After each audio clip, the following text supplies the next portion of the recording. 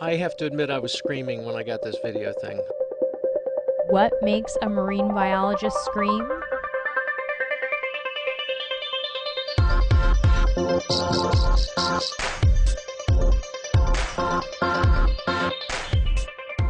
Roger Hanlon captured this about 10 years ago. He was doing a study in the Caribbean and he'd been following this octopus for about an hour.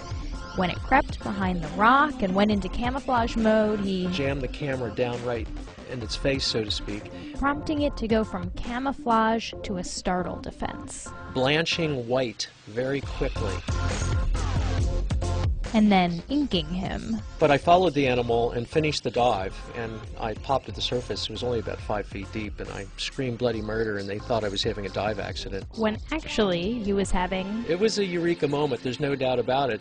And that's because Hanlon is trying to understand just how camouflage works in cephalopods. Yes, cephalopods, squid, octopus, and cuttlefish. They are masters of optical illusion. They are the animals best known to go anywhere in camouflage. No animal comes even close to the speed and diversity of appearances of this animal. And they have a few tricks at their disposal. Octopus and cuttlefish can change their skin texture. This is the only animal group we know of that has fine control of its skin to create the bumpiness. And they match their skin dimensionality by sight, not by touch, which is a vexing visual perception question. And of course, they change color. So here's an octopus doing what we call the moving rock trick. I'm a rock, I'm a rock. Now watch this.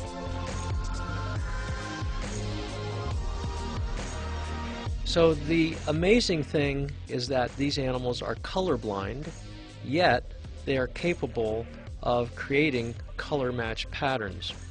But we don't know how. But of course Hanlon would like to. And one way he's studying this is by looking closely at squid skin. That's what you're seeing here. These are super close-up images of live, unanesthetized squid. And those dots of pigment are called chromatophores. They come in 3 colors. Yellow, red, and brown. But there are reflectors under the pigments, and the reflectors produce the short wavelengths, the blues and the greens. And as you can see, the chromatophores can change shape to change the predominant skin color. Each one of those little spots on there can expand up to 15 times its diameter. And these chromatophores seem to be twitching all the time. They camouflage all night long.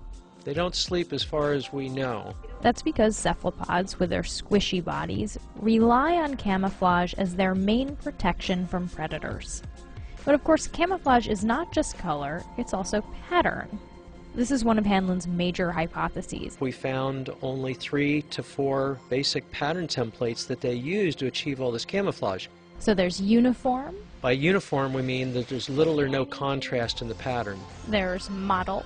Mottle is small-scale light and dark splotches. And disruptive, and the idea there is to interfere with the recognition of what the animal is. Based on lab studies, Hanlon says that the animals flash particular patterns based on a few visual cues they encounter in the environment. Hanlon wouldn't call it a reflex because so much visual analysis is involved. But it is very fast. The palette and pattern changing in less than a second.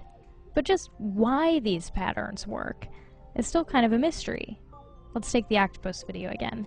Hanlon analyzed this video frame by frame, but he can't tell you why you don't see the animal. We can't find any true statistical matches, whether it's brightness, color, between the animal and the background. So camouflage is not looking exactly like the background. Camouflage just means fooling whatever's looking at you, which suggests we're behind the 8 ball, as it were, if we think the world looks like how we see it. There's much more information there, and other animals see it very differently. For Science Friday, I'm Flora Lichtman.